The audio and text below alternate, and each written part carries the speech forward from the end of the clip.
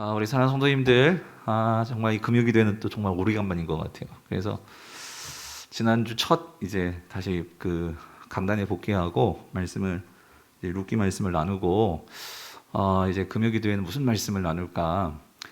지금 우리가 이사야서를 계속 묵상하고 있잖아요. 그래서 우리 성도님들이 이사야서를 묵상하는 가운데 여러분들이 또 새벽마다 은혜 받지만 조금 더 새벽보다는 조금 더 깊이 말씀을 우리 이사야 말씀을 봤으면 좋겠다 하는 마음으로 이사야서를 좀 준비했었습니다. 그래서 오늘 지금 우리 57장까지 그렇게 보았지만 우리 앞에 부분을 조금 같이 말씀을 나누면서요. 여러분들이 앞으로 이사야서를 전체를 66장까지 쭉 밀고 나가면서 묵상하시면서 좀 더 큰 은혜를 받으실 수 있도록 좀 그렇게 도움을 드리고 싶어서 오늘은 이사야서 말씀, 특별히 우리가 처음으로 이제 이사야서 다시 후반부 묵상하면서 시작했던 이 40장 이 말씀을 가지고 왔습니다. 여러분 이사야서는요 참 볼륨이 있죠. 이게 총 66장이에요. 그래서 짧지는 않죠. 그래서 특별히 이사야서는 내용도 방대하지만 우리가 가지고 있는 성경 안에서도 차지하고 있는 신학적인 깊이 또 신학적인 어떤 그런 중요성이 참 큽니다. 왜 그러냐면 신약을 보더라도 신약에서 예수님께서 인용하시고 다른 사도들도 주로 많이 인용한 성경을 꼽으라고 한다면 특별히 선지서에서는 이사야서가 단연코 가장 많이 인용되어진 말씀이기도 합니다. 특별히 우리는 완성된 계시를 가지고 있잖아요. 그래서 예수 그리스도의 이 하나님이 보내신 메시아 구속주 그 예수 그리스도의 사역이 과연 어떤 사역인지에 대해서 이것을 처음부터 끝까지를 하나님 나라의 완성이라는 관점에서 이것을 보여주고 있는 구약의 예언의 말씀 하나를 꼽으라 한다면 그것은 이사야서입니다. 그래서 어떤 학자들은 참 재밌죠. 물론 이게 이제 인간이 나눈 것이긴 하지만 이사야서가 66장인데 우리가 가지고 있는 신구약 성경이 총 몇 권이죠? 몇 권? 66권이에요.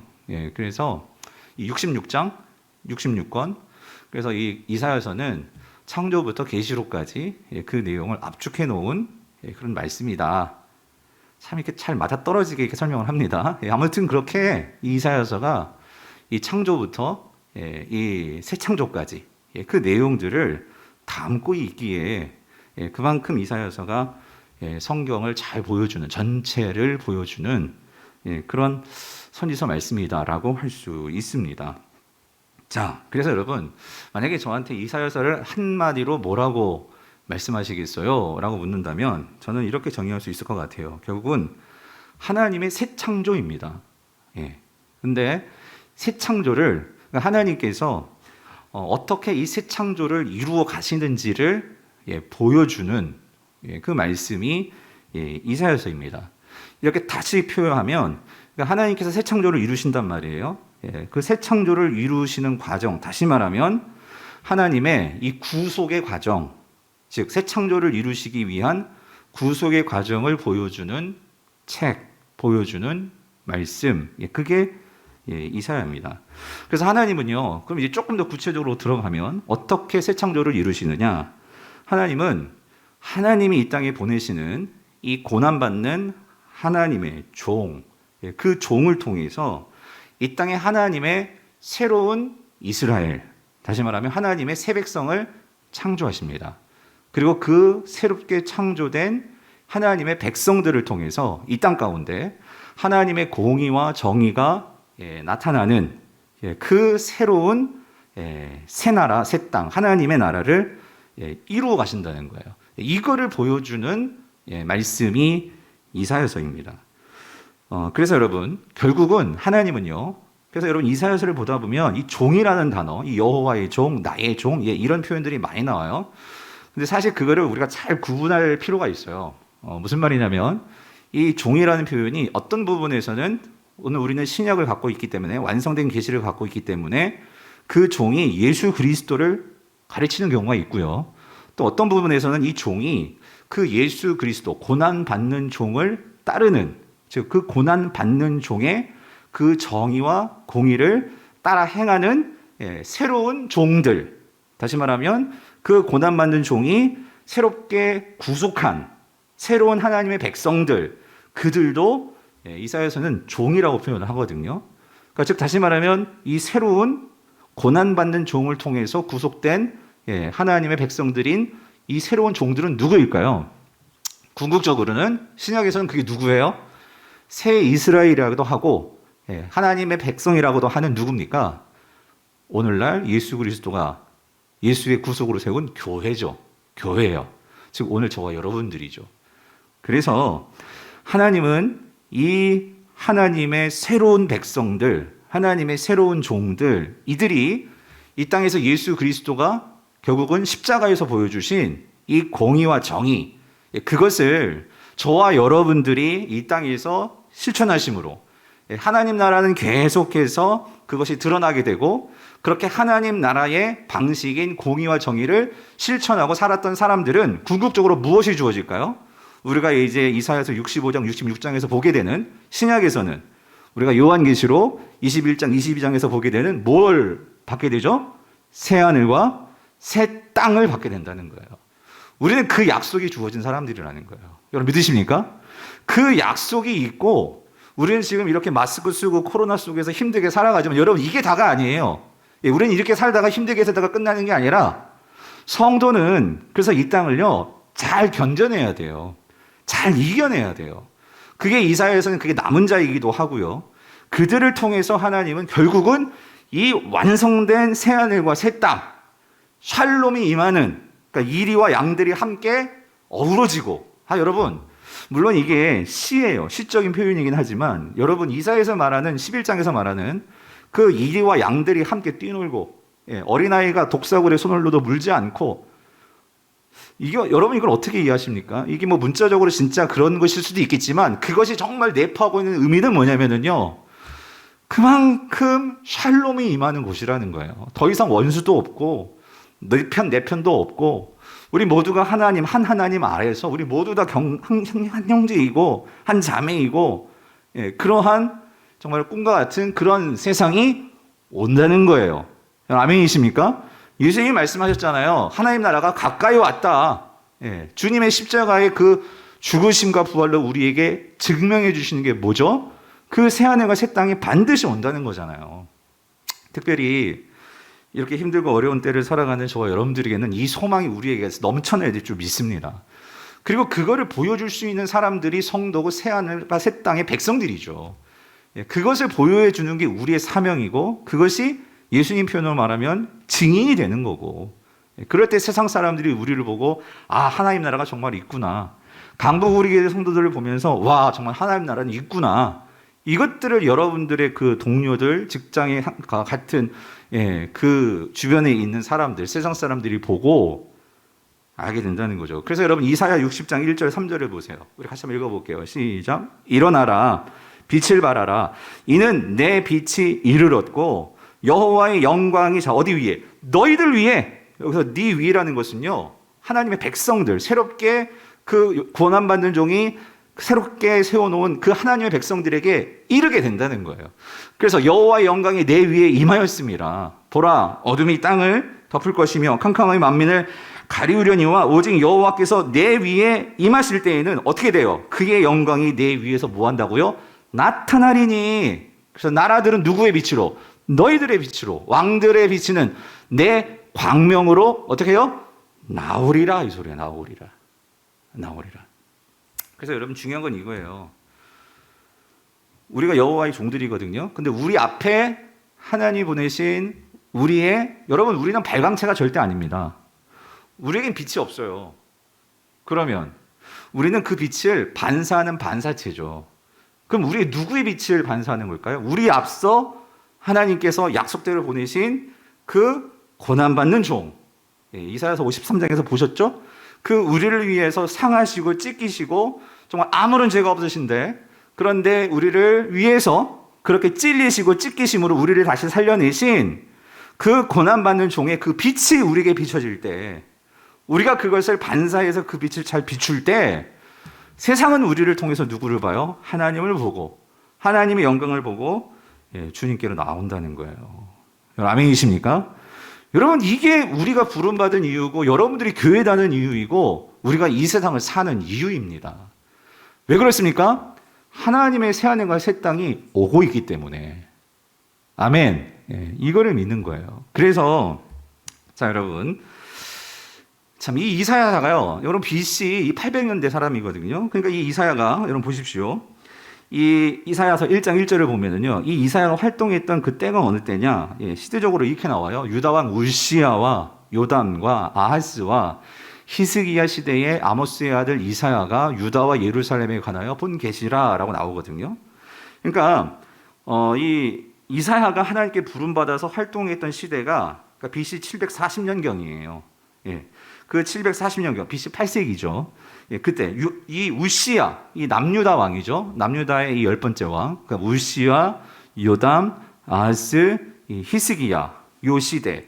자, 요 시대, 이 시대는 이제 남유다와 북이스라엘로 갈라져 있던 때였죠. 이 북이스라엘은 요때 이 남유다의 그 위에 있는 이 북이스라엘은 거의 망해가던 그런 시기였어요. 무슨 말이냐면 북이스라엘은 완전히 이제 하나님으로부터 등 돌린, 하나님을 섬기지 않는 이방 우상을 섬기던 나라가 되어버렸어요. 그래서 지금 이 북이스라엘은 언제 망할지 몰라. 누구에게? 북이스라엘이 누구에게? 아시리아에게, 아수르에게 망할지 모르는 그런 시대. 그래서 여러분, 이사야가 활동하던 시대는 이 아수르, 우리 세계사 시간에서는 아시리아, 이 아수르가 최대 강국을 이루고 제국을 이루던 시대였어요. 이사야는 그 당시 사람이에요. 아직 바벨론은 신흥 강국으로 아직 아수르를 이기지 못했어요. 아직 힘은 크고 있지만 아직은 아수르보다는 힘을 그렇게 드러내지 못하는, 이제 막 크고 있는 단계였고요. 그 다음에 밑에 있는 애굽은 이빨 빠진 이 호랑이처럼, 이빨 빠진 사자처럼, 그렇지만 항상 꿈틀꿈틀거리면서 옛날에 그 큰 나라를 이루고 힘을 기구했던, 힘을 과시했던 그런 시대가 이 애굽에게 있었기 때문에 이 애굽은 역사 속에서 항상 그 꿈틀꿈틀거리면서 항상 그런 영향력을 특별히 이 남유다에게 그렇게 끼치던 그런 상황이었죠. 그리고 이 북이스라엘이 아직 망하지 않은 것은 북이스라엘 위로 아람이라는, 지금 우리 지도에서는 시리아라는 나라 있잖아요. 아람이 이 북쪽에서 아수르를 막아주고 있는 그런 때였어요. 아무튼 세계적으로 이제 이 아수르와 바벨론이 강성하면서 그런 여러 가지 열강들의 각축 속에서, 그런 대립 속에서 지금 있었어요. 근데 결국 이 북이스라엘은 이 아람이 망하면서 결국 북쪽에 있던 아수르가 치고 내려오면서 북이스라엘은 망하죠. 그러면서 이 북이스라엘이 망하니까 결국 이 아수르가 북이스라엘까지 내려왔어요. 그러니 이제 남유다도 어떻게 했어요? 이 북이스라엘이 망하면서 아수르에 이제 언제 망할지 모르는 어떤 그런 위급한 상황에 있는 것이 지금 이사야 당시의 상황이에요. 그래서 여러분 보세요. 이 남유다의 이 이사야는요, 지금 북이스라엘이 결국 망합니다. 아수르에게 722년에. 그런 망하는 정세를 바라보면서 이 선지자는요, 어떤 마음을 가질까요? 그러니까 왜 북이스라엘이 결국 한 핏줄 하나님을 섬기던 그런 같은 동포였어요. 그런데 그들이 결국 하나님을 버려버리고 하나님을 배신하고 그렇게 우상숭배에 빠지고 하더니만 이렇게 하나님께 망해버렸단 말이에요. 그러니까 하나님께 망한 게 아니라 하나님의 심판을 받아서 북이스라엘이 아수르에게 망해버렸단 말이에요. 이걸 보면서 이사야는 뭘 느껴요? 영적인 긴장감을 느끼는 거죠. 그리고 이 북이스라엘이 아수르에 망한 것이 그냥 망한 것이 아니라 이것은 지금 남유다에게 하나님께서 뭘 주시는 걸까요? 사인을 주시는 거예요. 너희들도 정신 못 차리면 어떻게 돼? 심판받을 수 있어. 여러분, 이게 왜 중요하냐면요. 자, 남유다는요, 한 가지 그들이 믿고 있는 게 있었어요. 그게 뭐냐면, 그들은 다윗 언약이라는 이 다윗 신학을 갖고 있었어요. 다윗 신학. 이 다윗 신학이 뭐냐면, 여러분, 사무엘하 7장 16절을 보면은요, 하나님께서 다윗과 맺은 언약이 있었죠. 그 언약이 뭐냐면 이거였어요. 네 집과 네 나라가 내 앞에서 영원히 보존되고, 그리고 네 왕위가 영원히 견고하리라 하셨다 하라라고 하나님께서 이 나단을 통해서 이 다윗과 이 언약을 맺습니다. 왜냐하면 다윗이 하나님의 그 집을 지어드릴게요 했는데, 야, 나는 집 필요 없어.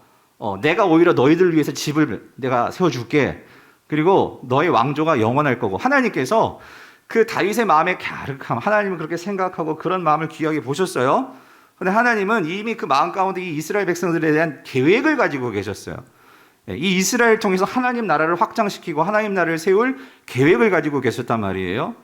그래서 하나님은 이 다윗과 이 언약을 맺었는데 그게 뭐냐면 이 다윗 언약이죠. 네 집, 그러니까 너의 가문, 즉 다윗 왕조를 말해요. 그리고 너의 나라가 내 앞에서 영원히 보존되고 네 왕위가 영원히 견고하리라. 하나님께서 이 언약을 맺어 주셨거든요. 그랬는데 자 보세요.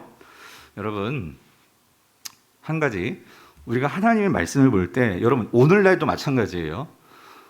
여러분 하나님의 말씀은 살았고 운동력이 있는데 여러분 잘 우리가 해석을 해야 돼요. 무슨 말이냐면 이게 문자적으로 해석을 할 때 오는 오류가 있을 수 있어요. 그게 무슨 말이냐면 이런 겁니다. 여러분 보세요.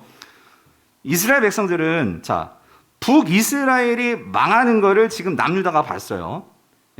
특히 이사야는 그 모습을 보면서 긴장감을 느끼는 거예요. 무슨 긴장감이냐면 북이스라엘 하나님의 백성이었어요 한때. 그런데도 그들이 망했단 말이에요. 근데 지금 남유다가 돌아가는 꼴이 어떤 꼴이냐면 하나님의 마음과 하나님의 율법에서 말하는 하나님이 바라시는 삶의 모습은 지금 남유다나 북이스라엘이나 다를 바가 없어요. 무슨 말이냐면 남유다 백성들도요. 여러분 북이스라엘이 망한 이유는 세 가지입니다. 첫 번째 예배를 우습게 여겼어요. 이걸 다시 말하면 예배의 형식화에 빠진 거예요. 그러니까 하나님께 예배하지만 여러분 예배를 왜 합니까? 여러분 우리도요 하나님께 예배하면서 내가 예배를 왜 하지? 그리고 오늘 우리가 이 금요기도회 금요 성교집회 하게 나왔어요.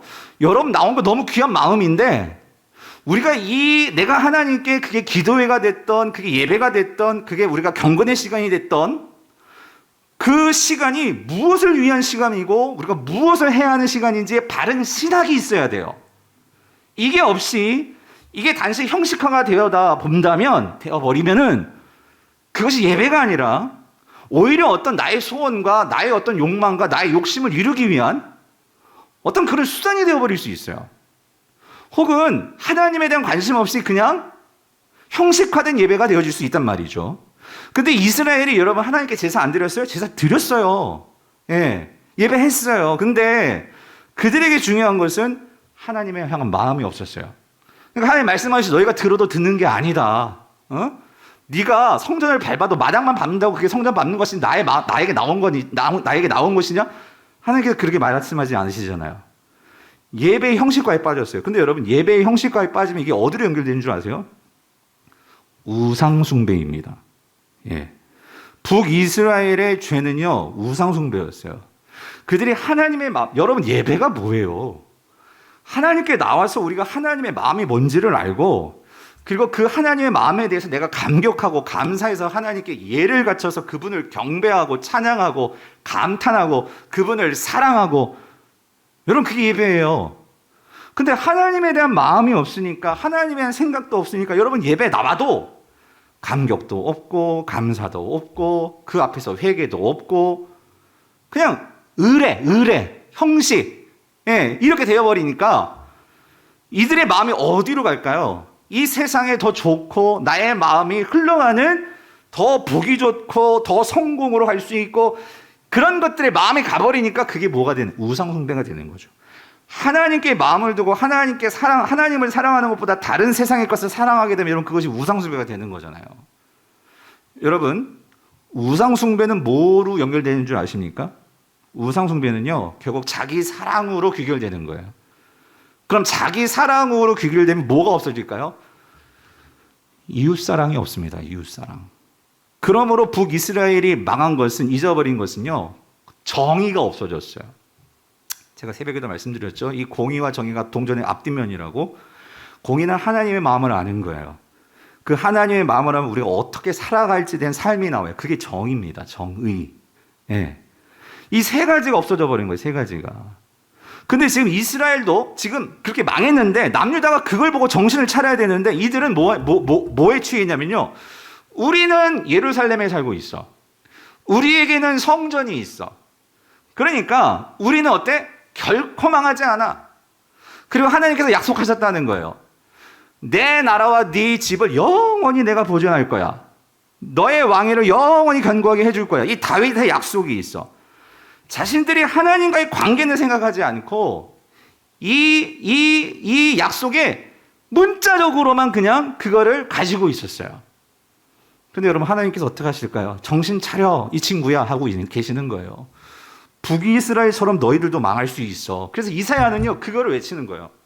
우리 정신 차리지 않으면 이 언약의 말씀이 이게 있다고 해서 우리가 구원받는 게 아니고, 우리가 하나님을 향해서 마음이 없고, 우리가 하나님을 향한 순종이 없고, 여러분도 잘 이해하십시오. 순종해서 구원받는다는 게 아니라 우리는 하나님의 은혜로 구원받는 건데, 하나님께서 이런 은혜를 주셨는데도 불구하고 그 은혜에 대한 마음이 없고 감사가 없고 그것을 향한 하나님의 마음을 우리가 실천한 바가 없어요. 그러면 이건 더 이상 하나님과 관계가 없는 거죠. 그렇기 때문에 하나님 결국 그렇게 되면 어떻게 되느냐? 하나님은 그럴 때마다 이렇게 이사야 같은 선지자를 보내셔가지고 정신 차려 이 친구야 하는 거예요. 이사야만 보내셨어요? 미가도 보내셨고 예레미야도 보내셨고 하나님께서는 끊임없이 선지자를 보내셨는데 결국 남유다도 어떻게 되는 거예요? 정신을 못 차렸어요. 그래서 결국 어떻게 돼요? 심판을 받는 거지. 누구에게? 바벨론에게. 그래서 망한 거예요. 그래서 포로로 끌려가는 거죠. 근데 여러분 잘 기억하세요. 이사야는요, 남유다가 망하는 것을 보지는 못했어요. 남유다가 망하는 것을 본 선지자는 누굽니까? 예레미야죠, 예레미야. 그러면 이사야는 그 망할 것을 예언한 선지자예요. 그리고 망해서 너희가 바벨론으로 포로로 끌려갈 것을 예언한 선지자예요. 그런데 하나님께서 너희들을 반드시 그렇게 심판을 받지만 그 가운데서도 정신 차리고 하나님께 회개하고 나오는 자들은 다시 어떻게 될까요? 구원을 받게 돼요. 그게 뭐냐면 다시 너희들이 포로에서 돌아오게 될 거야. 이거를 예언한 선지자가 누구예요? 이게 바로 이사야예요, 이사야. 그래서 성도님들, 이사야는요, 이걸 말하는 거예요. 하나님이 바벨론을 심판의 도구로 사용하지만, 하나님께서 바벨론을 심판의 도구로 유다를 치십니다. 치시지만, 그러나 하나님은 반드시 남은 자들을 있게 하시고, 그 남은 자들이 그 하나님의 마음을 알고, 그 하나님 앞에서 회개하고, 그 하나님이 주시는 이 공의와 정의가 무엇인지를 알아서, 그래서 이 하나님께서 다시 보내주시는 이 하나님께서 너희들의 이 죄를 담당하게 하시고, 그리고 그 죄를 위해서 찢기시고 죽으시는, 고통을 당하시는 이 고난받는 종, 이 고난받는 종을 통해서 너희의 죄를 사해 주시고 너희들을 새롭게 창조하시고, 그리고 이 고난받는 종에게는 하나님께서 영을 부어주셔서 그 영으로 충만하여서 너희들에게 하나님의 그 무한하신 공의와 무한하신 그 사랑과 무한하신 그 은혜를 베풀어 주실 것인데, 그 고난받는 종을 믿고 따르는 자들은 새 창조의 영을 통해 너희들도 하나님의 새로운 백성이 될 거야. 그러므로 너희들에게도 이제 그 고난받는 종처럼 너희들이 다시 그 하나님을 사랑함으로 공의와 정의를 실천하는 그 새로운 백성이 된다면 너희들은 종국에 하나님이 주시는 이 새하늘과 새 땅에 살게 되는 이 축복을 누리게 될 거야. 여러분, 이게 이사야서예요, 이사야서. 이거를 말씀하고 계시는 거예요. 그래서 이사야서는 이거를 크게 세 부분으로 말씀을 하세요. 1장부터 39장까지에서는 우리가 시대적으로 보면 바벨론에게 망하게 될 것을 예언하는 부분이 1장부터 39장이죠. 이것은 우리가 작년에 묵상했던 거예요. 그래서 1장부터 39장까지 이 부분을 보면 대부분의 말씀이 너희들 망한다. 이 부분은 너희들 회개하지 않으면 망한다. 근데 이스라엘만 망하지 않아. 거기 보면은 열국, 거기 보면 아수르도 망하고 애굽도 망하고 바벨론도 망하고 이 모든 망하는 것이 나와요. 근데 그 가운데 하나님께서 특별히 하나님을 기억하고 하나님께로 돌아온 자들은 구원이 임할 거야. 이걸 분명히 말씀하십니다. 이게 1장부터 39장의 말씀이고요. 자, 그리고 나서 40장부터 이제 55장까지 우리가 이미 봤죠. 40장부터 55장까지의 말씀은요, 이것은 그렇게 망해서 바벨론의 포로로 끌려가게 돼요, 너희들이. 그런데 그 바벨론으로 끌려가게 되지만 거기서 기억해. 그게 하나님의 심판이었지만 그게 끝이 아니야. 그 다음이 있어. 그래서 우리가 읽어본 40장부터 50장에서 어떤 말씀을 주냐면 하나님께서 그 바벨론으로 포로 간 이스라엘 백성들에게, 자, 근데 여러분 한번 여기 생각해 보세요. 여기 중요한 신학적인 문제가 발생을 하는 거예요. 뭐냐면 남은 자들에게도 지금 바벨론에게 그게 끌려가면 이 당시 사람들은 이게 그 신들의 어떤 그런 나라들이었단 말이에요. 다시 말하면 모든 전쟁은 신들의 전쟁이에요. 그러면 이스라엘 백성들이 바벨론의 포로로 끌려갔어. 그러면 이들은 이것을 어떻게 신학적으로 이해를 할까요? 바벨론에는 마르둑이라는 큰 신이 있었어요. 그런데 그 신에게 결국은 하나님이 어떻게 된 걸까요? 진 거라고 생각을 하는 거예요. 하나님이 져서 우리가 지금 포로로 끌려왔다라고 생각하는 거예요. 그러니까 다시 말하면 아까 봤던 여러분 중요한 부분이에요. 사무엘하 7장 우리가 11절부터 16절까지 보면은 이 사무엘을 통해서 하나님께서 다윗과 맺은 언약이, 그러면 하나님의 언약이 완전히 깨어진 걸까요? 이스라엘 백성들이 남유다도 그렇고 북이스라엘도 하나님께서 분명히 약속을 주셨는데 그 약속대로 믿고 그 약속을 가지고 살지 않았죠. 그러니까 무슨 말이냐면 알긴 알았어. 하지만 그의 삶이 따라가지 못했어요. 자, 그랬을 때에 그들은 자신의 삶과 상관없이 그 말씀만 있으면, 여러분 잘 이해하셔야 돼요. 성경책을 읽고 이 말씀의 의미를 아는 게 아니라 그냥 성경책만 가지고 다니면 그게 하나님의 성도예요? 하나님의 성전이 있어요. 근데 하나님에 대한 마음은 없고 마음은 딴 여자, 딴 남자에게 있어. 근데 집에는 들어와. 내 남편이, 내 아내가. 그러면 그게 여러분 정말 남편이에요? 남자예요? 물론 법적으로는 그럴지 모르겠지. 하지만 여러분 그래가지고 그게 무슨 삶이 되겠어요? 무슨 말이냐면 성전이 있다고 여러분 그게 하나님과의 관계가 온전한 게 아니잖아요. 그렇기 때문에 그 말씀이 틀린 건 아니에요. 하지만 그 말씀이 제대로 작용을 못하는 거죠. 그런데 이들이 이겁니다. 그렇게 이제 끝나버려가지고 바벨론의 포로로 왔는데, 그랬더니 이제 어떤 생각을 하겠어요? 하나님께서 주신 율법이 있는데, 말씀이 있는데, 거기에는 하나님께서 분명히 다윗의 왕조를 통해서 내가 영원히 그 왕조를 지킬 거고 내가 영원히 그 나라를 세울 거라고 말씀하셨는데, 아니 그러면 이 말씀은 뭐고 지금 우리가 쫄딱 망해가지고 지금 우리가 이렇게 돼 있는 건 뭐냐는 거예요. 하나님 신실하지 않네. 하나님 말씀 변함이 없다며 뭐 변하시네. 이런 생각이 들겠어요, 안 들겠어요? 든단 말이지. 그럴 때 하나님께서 뭐라고 말씀하시면, 얘네들아 너희들이 똑바로 말씀을 이해를 해야지. 내가 그 말씀이 무효시키고 그 말씀이 소용이 없다는 게 아니야. 나는 그 말씀을 반드시 이룰 거야. 내가 택한 고난받는 종을 보내서, 그러니까 그게 우리가 지금 보고 있는 40장에서 55장 사이에 있잖아요.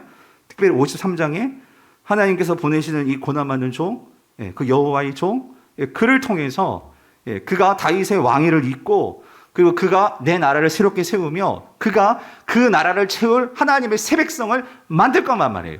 그러므로 그 하나님 나라가 영원히 이어질 것을 하나님은 계획하고 계신단 말이에요. 그렇기 때문에 여러분 40장부터 55장을 보세요. 어떤 말씀이 많아요? 위로의 말씀이 많은 거예요. 위로의 말씀. 내가 너희들을 위로한다. 너희들에게 소망이 있어. 그래서 여러분 1장부터 39장은 심판 그리고 회개 이런 말씀이 많지만 40장에서 55장까지에서는 이런 위로와 소망을 주는 말씀이 나오는 거예요. 왜? 지금 이들이 어떤 형편에 있어? 완전히 쫄딱 망했거든. 그래가지고 하나님에 대해서 의심하기 딱 좋거든. 어디 하나님이 계셔? 무슨 하나님의 말씀이 살아있어? 이럴 수 있는 상황인데 이사야는 그렇지 않다는 거야. 그리고 또 한 가지 중요한 거, 이사야는 바벨론에 망하는 걸 보지도 못했고 이스라엘 백성들이 포로로 끌려가는 것을 보지도 못했어요. 그러나 예언자로서 하나님의 말씀에 감동을 받은 선지자로서 너희들이 그렇게 될 때에 내가 써놓은 이 말씀을 꼭 읽어봐. 그리고 그 말씀을 통해서 너희들이 어떻게 생각을 가져야 할지 바르게 생각해. 그래서 그걸 써준 거예요. 그때 너희들이 기억해야 될 게 뭐냐면 하나님은 너희들을 버리신 게 아니야. 하나님은 계획이 있어.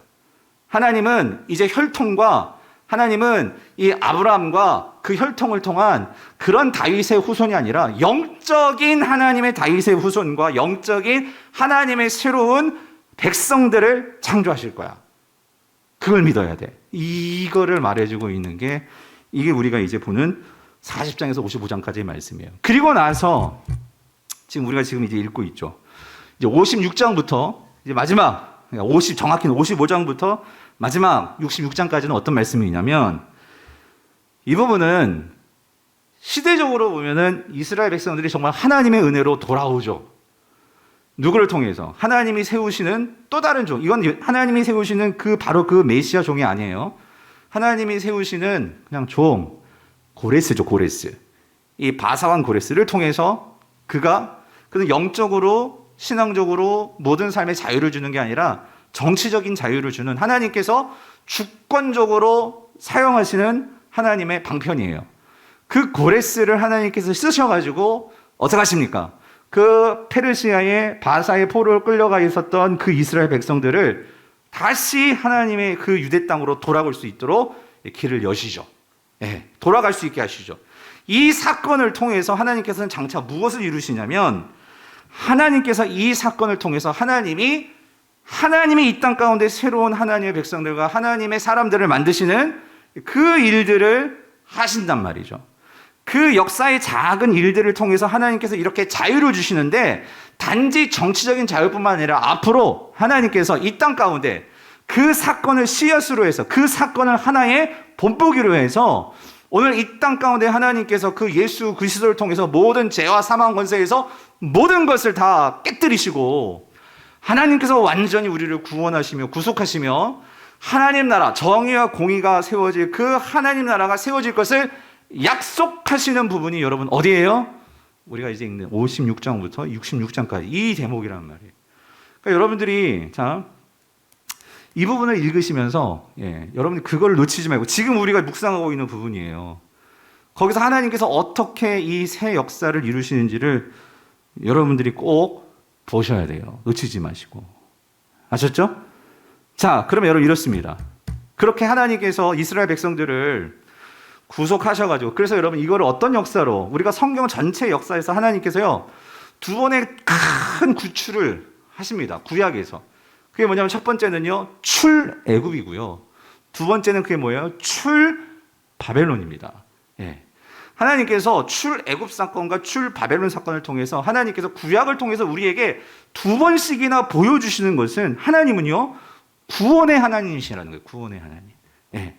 결국 여러분이 이사야서를 봤죠? 우리가 하나님께서 40장부터 해서 54장까지 보시면 하나님께서 광야의 세계를 내시고, 강을 만드시고, 바다를 가르시고, 이 모든 것들이 다 뭐에서 가지고 온 거예요? 출애굽 사건에서 가지고 온 거잖아요. 그죠? 그렇게 역사하셨던 것처럼 하나님께서 출바벨론 또한 하나님께서 반드시 이루실 것을 우리가 40장에서 우리가 54장까지 해서 그 역사들을 보는 거예요. 그런데 그게 정말로 어떻게 돼요? 이루어지죠. 어디서 볼 수 있어? 55장에서 66장 그 사건에서. 그래서 우리가 이런 사건들을 통해서, 여러분 보세요. 구약 백성들은 출애굽 사건을 보면서 뭘 확신할 수 있는 거죠? 바벨론을 확신할 수 있는 거예요. 그리고 자, 바벨론의 포로로 끌려갔어요. 그런데 정말 바벨론에서 돌아왔어요. 그러면 바벨론한 이 백성들에게는 하나님께서 이제 다시금 예언해 주십니다. 뭐를? 55장부터 66장까지 해서 하나님께서 일어나 빛을 발하며 이방이 하나님께 돌아오며 이 역사에 대해서 이거를 예언해 주십니다. 그리고 고난받는 종 우리를 위해서 구속하시며 찢기시고 우리의 죄를 대속하시고 죽으시는 그 하나님의 종이 올 것을, 그를 통해서 하나님 나라가 세워질 것을 약속하십니다. 그런데 여러분, 바벨론한 이 하나님의 남은 자들은 그 약속을 믿고 뭘 대망하는 걸까요? 누가 오시기를 대망하는 거예요? 예수 그리스도가 오시기를 대망하는 거예요. 그래서 그들은 뭘 봤어요? 정말 십자가에서 죽으시고 다시 부활하심으로 하나님의 그 성령을 받으셔서 하나님의 교회를 세우시고 하나님의 역사를 이루시는 것을 본 거죠. 보았습니다. 아멘입니까? 그러면 이제 저와 여러분들이에요. 저와 여러분들. 우리는 출애굽도 봤어요. 바벨론도 봤어요. 역사에서 봤잖아요. 예수님이 오심도 봤어요. 이제 뭐만 남았어요? 뭐만 남았어요? 남아있는 예언이 뭐야? 주 예수 그리스도께서 어떻게 해요? 다시 오실 것만 남았잖아요, 여러분. 이거 믿을 수 있어요? 믿을 수 없어요? 목사님, 나 못 믿겠어요. 여러분, 그분은 다시 출애굽부터 다시 봐야 돼요, 성경을. 네. 하나님의 이 대역사를 보셔야 돼요. 이 역사를 보고도 예수 그리스도가 다시 올 것을 믿지 못한다면, 여러분, 그것은 정말 하나님을 모르는 거지. 모르는 거지. 근데 여러분 생각해 보세요. 출 바벨론을 통해서 그들이 돌아왔어요. 돌아와서 살아가는데 그들의 삶이 힘들었을까요? 어려웠을까요? 전쟁을 통해 가지고 모든 성이 다 회파되고 그렇게 모든 것을 다 잃어버리고, 예? 그런 삶을 사는 거예요. 그런 삶을. 그러니 얼마나 힘이 들고 얼마나 힘 빠지겠냐고. 여러분, 그렇지 않습니까? 여러분, 그런 맥락에서, 그런데 여러분 보세요. 신앙이라는 건 뭐냐면요. 그럼에도 불구하고 여러분 뭐예요? 하나님께서 예언의 말씀을 주셨죠. 이사야를 통해서 하나님께서 예언의 말씀을 주셨어요. 이사야는 아까 말씀드렸잖아요. 바벨론의 침공도 보지 못했고 바벨론에 끌려가는 것도 보지 못했고 이사야는 다시 돌아온 것도 보지 못했어요. 그런데 하나님의 감동을 받아 이 예언의 말씀을 주었고, 왜? 후대에 올 하나님의 남은 자들을 위해서. 그래서 그 약속을 믿고 너희들이 뭐 하라고? 견뎌내라고. 이겨내라고. 아멘이십니까? 여러분, 세례 요한도 그 메시아가 누군지 몰랐어요. 그런데도 이 세례 요한이 광야에서 이사야의 말씀을 그가 들었거든요. 그 말씀을 믿고 있거든요. 그러므로 그는 외친 거예요. 너희들이 오실 그 메시아의 길을 예배해라. 죄 사함의 회개를 받아라. 외칠 수 있었던 것은 그는 그 이사야의 말씀을 믿었기 때문이란 말이에요. 여러분, 오늘 우리는요, 예수 그리스도가 오실 거를 어떻게 믿습니까? 우리가 정말 하나님의 성령의 감동과 은혜를 믿는 것도 있지만, 여러분, 우리가 가지고 있는 계시의 말씀이 있잖아요. 세례 요한, 사도 요한 어떤 사람이에요? 예수님과 함께 살고 예수님 십자가에 죽으시고 부활하신 거 봤어요. 그렇지만 예수님의 재림은 보지 못했어요. 그런데 그 사도 요한은 요한계시록을 통해서 뭘 우리에게 말해주고 있죠? 그 예수 그리스도가 영광 가운데 다시 돌아오실 것이고, 그리고 그분을 통해서 이루어질 새하늘과 새 땅이 어떤 곳인지를 예언해 주었죠. 아멘이십니까? 우리는 그 말씀을 가지고 있어요. 그러므로 여러분, 세례 요한이 말하는 메시지는 뭐예요? 너희들이 이 땅에서 살아가면서 주 예수님을 믿고 따라가면서 핍박받을 거야. 박해받을 거야. 신앙생활하면서 반드시 어려움이 올 거야. 근데 그때 어떡하라고?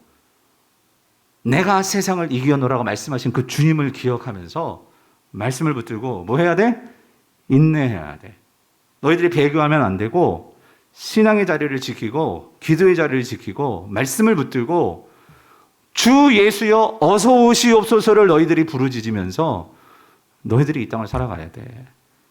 그거 기억해. 여러분, 사도 요한은 이걸 주고 2000년 전에 죽은 거예요. 1세기에 돌아가신 거죠. 소천한 거죠. 우리는 이제 그 남은 말씀을 가지고 살아가고 있는 거예요. 우리는 똑같이 어쩌면 새로운 새 바벨론, 우리는 정말 새 예루살렘, 이 땅을 벗어나는 그 예루살렘을 소망하면서 우리는 이 땅을 살아가는 성도들이죠. 그럼 여러분, 오늘 마지막으로 오늘 우리가 읽은 말씀은 이런 차원에서 우리에게 주시는 말씀이에요. 뭐라고 말씀하십니까? 여러분, 오늘 말씀, 자, 오늘 본문으로 돌아가 볼게요. 오늘 본문 말씀 27절에 보세요. 자, 27절 같이 읽어봅시다. 시작. 야곱아, 어찌하여 내가 말하며 이스라엘아, 내가 이르기를 내 길은 여호와께 숨겨졌으며 내 송사는 내 하나님에게서 벗어난다 하느냐. 이게 무슨 말이죠? 그러니까 하나님께서 우리를 새롭게 새 바벨론 주시고 새 예루살렘 주시고 새 하늘과 새 땅 주신다고 하는데 아무것도 바뀌지 않았어. 아무 일도 일어나지 않는 거예요. 그러니까 이스라엘 백성들이 어떤 마음이 드냐면 이런 마음이 드는 거예요. 아니 어찌하여서 근데 왜 이렇게 힘들어요? 아니 어찌하여서 이렇게 하나님이 보이지 않고 내게는 다 막혀 있는 것 같아요. 그리고 여기 내 송사는 내 하나님에게서 벗어난다. 이 말은 뭐냐면 아니 하나님은 어쩌면 그렇게 내 기도는 들어주지 않으세요? 아니 그러면서 무슨 새 하늘이 있고 새 땅이 오고 그런단 말이에요. 지금 불평하는 거예요. 여러분, 우리가 신앙생활이 그 사람들이나 우리나 정말 믿음을 가지고 살아간다는 것이 현실 속에서는요, 참 이런 불평과 의심과 여러분 이것들과의 연속이고 이것들과의 싸움입니다. 예. 지금 이스라엘 백성들이 하나님 앞에서 지금 그러고 있는 거예요. 예. 그 이사야는 그렇게 될 거 알고 있었어. 그래서 그런 면에서 이런 말씀을 주시는 것 같아. 그렇죠? 그런데 이사야가 뭐라고 말하느냐? 너희들이 그렇게 말하고 있는 거 있잖아. 그거 왜 그런 줄 알아? 너희들이 그러는 것은 하나님을 정말 모르기 때문이야. 하나님을 알지 못하기 때문이야. 여러분 28절 보세요. 너는 알지 못하였느냐? 듣지 못하였느냐?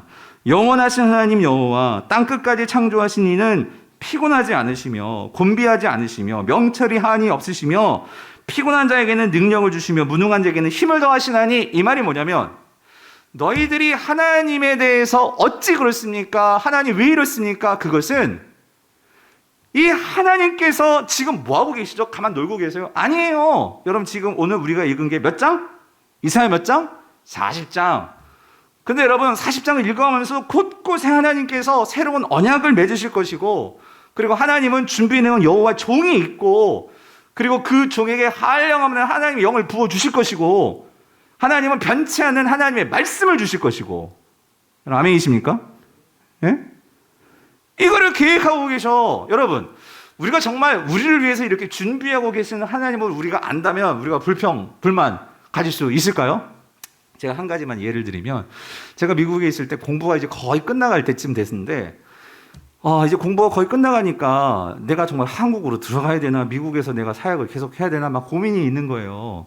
예. 그래가지고 어떡하나. 근데 이제 공부가 끝나기 그 전에 그해 봄에 제가 말씀드렸나요? 이찬수 목사님이 안식년으로 들어오셔가지고, 그래가지고 미국에서 같이 만나가지고 제가 앞으로 미래가 어떻게 될지 이미 사랑하기엔 사표 내고 왔어요. 목사님 내가 다시 한국엔 들어가야 되겠죠. 목사님 교회 갔으면 좋겠어. 내가 얘기도 드렸어. 예. 그랬는데 이제 공부가 끝날 때 그게 9월이었거든요.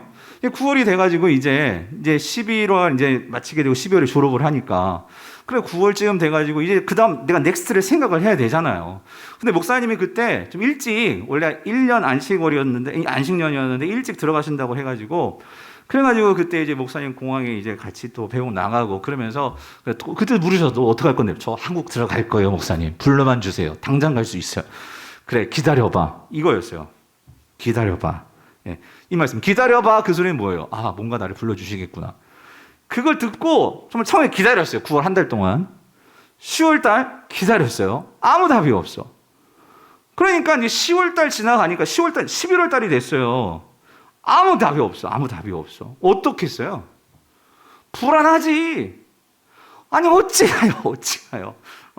아니 어찌가요? 나의 어떤 송사는 하나님, 내 길은 있는 거예요 하면서, 그러니까 어떻게 되겠어요? 내가 5만 가지 또 여러 가지 막 길들을 생각하지 않겠어요? 나의 길을? 그래 어떻게 했을까? 미국에서 1억 세대를 막 넣었어요. 교회들에. 그래가지고 결국 11월 한 중순까지도 답이 안 와. 근데 미국의 어떤 한 교회에서 됐어요. 예, 답이 왔어. 오라고. 우리 교회 같이 사역하자고. 근데 이 교회가 정말 좋은 교회였거든요. 그래서 목사님이 답이 없으니까 이 교회 가야겠다. 그러고 생각하고 있었는데 거짓말 아니고 그 다음날 이메일이 왔어. 한국 들어오라고. 이틀만 참을 걸, 여러분. 예? 그래가지고 결국 또 다 이렇게 된 교회 가가지고 미안합니다, 저쪽입니다, 이 사정하고, 그래가지고 갔는데 제가 알아봤더니 이거였어요. 한국에 분당 우리 자리가 없었어. 티오가 없었어. 그래가지고 목사님이 어쨌든 약속하신 것이 있고, 또 나는 또 한국 들어간다고 하니까 목사님은 그런 자리를 마련해 줘야 되는데 자리가 없으니까 준비하고 계셨던 거예요. 준비하고. 그래서 사역을 잘 배치하고, 그래가지고 그걸 정리하시고 나서 이제 그리고 들어와라, 이게 온 거였어요. 그러니까 제가 거기서 뭘 깨달았냐면, 여러분 참 우리가 그래요. 정말 사람의 관계도 그렇겠지만 하나님과의 관계에서도 그 무슨 말이냐면, 여러분 내가 이런 과정을 알았으면 제가 1억 더 넣겠어요? 다른데? 모르니까 넣은 거죠. 그렇죠?